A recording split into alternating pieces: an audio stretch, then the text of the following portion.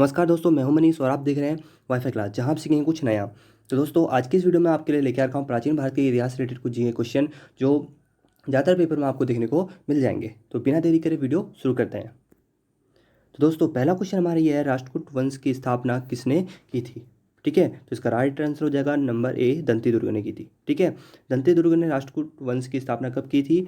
8वीं सदी में की थी। ठीक है, नोट कर लीजिए, 8वीं सदी में की थी। तो राइट आंसर हो जाएगा इसका नंबर ए। ठीक है, नेक्स्ट क्वेश्चन हमारा ये है, सेन वंश की स्थापना किसने की थी? ठीक है, किसने की थी सेन वंश की स्थापना? हेमंत सेन ने की थी, याद रखना। किसने की थी? हेमंत सेन ने की थी। और सेन वंश क्या बंगाल का एक राजवंश था, याद रखना। सेन वंश क्या था? बंगाल का एक राजवंश था। ठीक है दोस्तों, जो राइट आंसर हो जाएगा इसका नंबर बी हो जाएगा। ठीक है दोस्तों, क्वेश्चन हमारा ये है, कृष्णा प्रथम जो राष्ट्रकूट वंश का राजा था, उसने निम्नलिखित में से क्या बनवाया था? ठीक है, तो क्या बनाया था उसने? एलोरा के शिव मंदिर बनाए थे। ठीक है, तो राइट आंसर क्या हो जाएगा? नंबर ए हो जाएगा। ठीक है दोस्तों, बढ़ते हैं अगले क्वेश्चन की ओर। अगला क्वेश्चन क्या कह रहा है, वल्लभी काल किस काल को कहा जाता है? ठीक है, किस काल को कहा जाता है? गुप्त काल को। ठीक है, तो इसको राइट आंसर हो जाएगा इसका नंबर ए। ठीक है दोस्तों, बढ़ते हैं अगले क्वेश्चन की ओर। अगला क्वेश्चन हमारा यह है, भारत की रुई अन्य रुइयों से अधिक सफ़ेद है, यह विचार किसका था? किसका था? मैगस्थनीज का था। ठीक है दोस्तों, अब आप सोचेंगे कि मैगस्थनीज कौन था? ठीक है, जो मैगस्थनीज था, ये सेल्यूस द्वारा नियुक्त चंद्रगुप्त मौर्य के दरबार में एक राजदूत था। ठीक है, उसने इंडिका नाम की एक पुस्तक भी लिखी थी। ठीक है, किस नाम की? इंडिका, याद रखना। जो राइट आंसर हो जाएगा इसका नंबर बी हो जाएगा। ठीक है दोस्तों, नेक्स्ट क्वेश्चन है, कुषाणों ने किसके सिक्के चलवाए? ठीक है, किसके सिक्के चलाए? सोने, चांदी, तांबे। ठीक है, ये तीनों सिक्के चलाए थे कुषाणों ने। ठीक है, और कुषाणों को याद रखना क्या कहते थे? तुषारी लोग भी बोलते थे। ठीक है, कुषाणों को तुषारी लोग कहकर भी बुलाया जाता था। तो जो राइट आंसर का नंबर डी हो जाएगा। ठीक है दोस्तों, चलिए नेक्स्ट क्वेश्चन हमारा क्या कह रहा है, अंतिम मौर्य सम्राट कौन था? कौन था अंतिम मौर्य सम्राट? बृहदगुप्त था। ठीक है दोस्तों, याद रखना, क्योंकि इसको सेनापति सम्राट पुष्यमित्र ने मारा। किसने मारा था? पुष्यमित्र। इसको बृहदगुप्त को ये सेनापति सम्राट पुष्यमित्र शुंग ने मारकर शुंगराज की स्थापना की थी। कौन से राज की? शुंगराज की स्थापना की थी। तो अंतिम मौर्य सम्राट कौन था? बृहदगुप्त था। तो राइट आंसर इसका क्या हो जाएगा? नंबर बी हो जाएगा। ठीक है दोस्तों, चलिए नेक्स्ट क्वेश्चन देखते हैं हमारा, अभिधम के कथावस्तु के बारे में किसने लिखा था? ठीक, किसने लिखा था?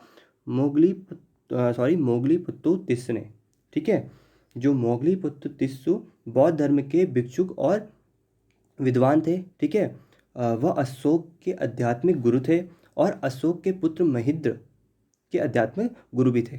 ठीक है, तो जो राइट आंसर हो जाएगा इसका नंबर सी हो जाएगा। ठीक है दोस्तों, चलते हैं नेक्स्ट क्वेश्चन क्या कह रहा है, किस यज्ञ में वैदिक काल में सुरा का प्रयोग किया जाता था?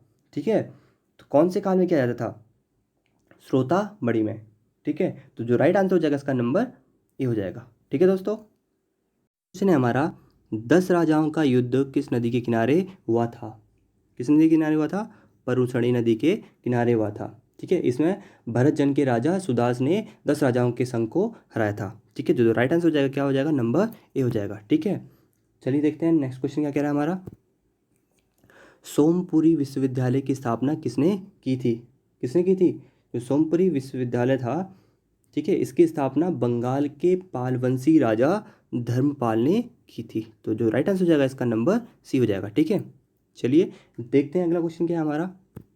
अगला क्वेश्चन है, रामपाल ने किस विश्वविद्यालय की स्थापना की थी? ठीक है, कौन से विश्वविद्यालय की स्थापना की थी? क्या है इसका राइट आंसर? जो इसका राइट आंसर है नंबर सी, जगदल। ठीक है, जगदल। ठीक है, तो राइट का आंसर क्या हो जाएगा? Number C.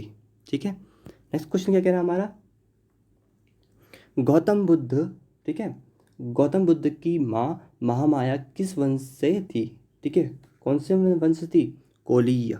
ठीक है दोस्तों, कौन से वंश से थी? कोलीय वंश थी। जो ठीक है, जो गौतम बुद्ध की माँ थी महामाया, क्षत्रिय वंश की, कोलीय वंश की रानी थी। ठीक है, उसका जो विवाह हुआ था, जो उनका विवाह हुआ था क्षत्रिय शाक्य वंशी राजा शुद्धोधन के साथ हुआ था। ठीक है दोस्तों, चलिए जो राइट आंसर हो जाएगा क्या हो जाएगा? नंबर बी हो जाएगा। ठीक है, नेक्स्ट क्वेश्चन क्या कह रहा है हमारा, वल्लभी विश्वविद्यालय का विकास किसने कराया था? किसने गिराया था? इसका जो राइट आंसर हो जाएगा भट्टारक। ठीक है, तो राइट आंसर हो जाएगा नंबर ए। ठीक है दोस्तों, बढ़ते हैं नेक्स्ट क्वेश्चन। क्या कह रहा है हमारा? विक्रमशिला विश्वविद्यालय का विकास किसने कराया? ठीक है, किसने कराया? धर्मपाल ने। हर क्या बात है, आज तो धर्मपाल ही देखने को मिल रहा है। ठीक है, तो जो विक्रमशिला विश्वविद्यालय था ये बंगाल में था। ठीक है, और जो प्राचीन भारत का एक प्राचीन प्रसिद्ध विश्वविद्यालय था। ठीक है, आपको पता है इसका निर्माण किसने कराया था? धर्मपाल ने कराया था। ठीक है, ये एक राजा थे। ठीक है दोस्तों, जो राइट आंसर हो जाएगा नंबर ए हो जाएगा। ठीक है दोस्तों, चलिए नेक्स्ट क्वेश्चन क्या कहना हमारा? नालंदा विश्वविद्यालय का विकास किसके काल में हुआ? ठीक है, किसके काल में हुआ था? कुमारगुप्त के काल में हुआ था। ठीक है, तो राइट आंसर क्या हो जाएगा? नंबर सी हो जाएगा। ठीक है, जो नालंदा विश्वविद्यालय का विकास आपको पता है गुप्त राजा के कुमारगुप्त के काल में हुआ था या उनके समय में हुआ था। ठीक है, और जो गुप्त वंश के कुमारगुप्त जो थे, ठीक है, गुप्त वंश का राजा और चंद्रगुप्त विक्रमादित्य का पुत्र था। इतना आपको पता होना चाहिए। ठीक है, चलिए अगला क्वेश्चन देखते हैं। बौद्ध धर्म का कौन सा अंग मूर्ति पूजा में विश्वास नहीं करता है? ठीक है, कौन सा? हनियान। ठीक है दोस्तों, हिनियान बौद्ध धर्म की शिक्षाओं पर विश्वास करता था है, और हिनियान मूर्ति पूजा पर विश्वास नहीं करता है। ठीक है, और न ही यह विश्वास करता है कि बुद्ध भगवान थे। ठीक है, तो राइट आंसर क्या हो जाएगा? इसका नंबर ए हो जाएगा। ठीक है दोस्तों, नेक्स्ट क्वेश्चन क्या कहना है? देखें, कौन सा पिटक नैतिक आचार संहिता के बारे में बताता है? कौन सा पिटक बताता है? विनय पिटक। ठीक है दोस्तों, कौन सा? विनय पिटक।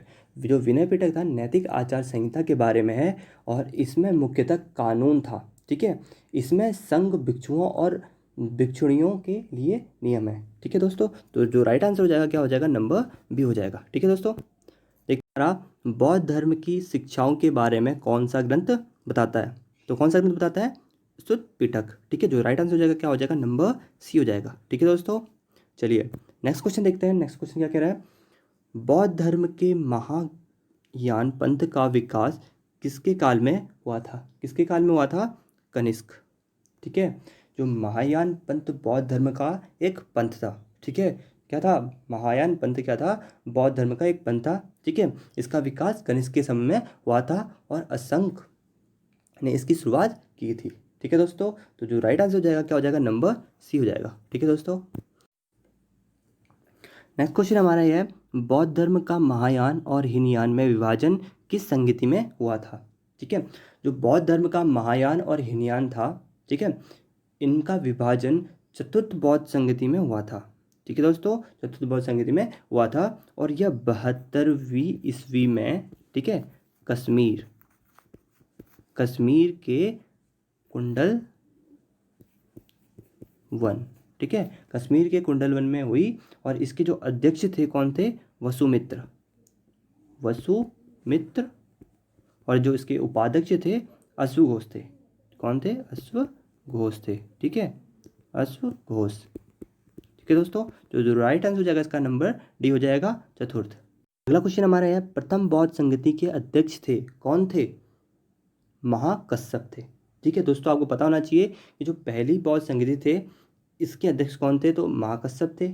ठीक है, और अगर आपसे पूछा जा रहा है कि पहली बौद्ध संगति के समय किसके टाइम पे हुई थी, किसके समय में हुई थी? किसके समय पे हुई थी? अजातशत्रु के टाइम पे। अजातशत्रु के टाइम पे। ठीक है दोस्तों, जो राइट आंसर हो जाएगा नंबर ए हो जाएगा। ठीक है दोस्तों, बढ़ते हैं नेक्स्ट क्वेश्चन की ओर। नेक्स्ट क्वेश्चन क्या कह रहा है हमारा, देखते हैं। दूसरी बौद्ध संगति के अध्यक्ष थे, बताइए दूसरी बौद्ध संगति के अध्यक्ष कौन थे?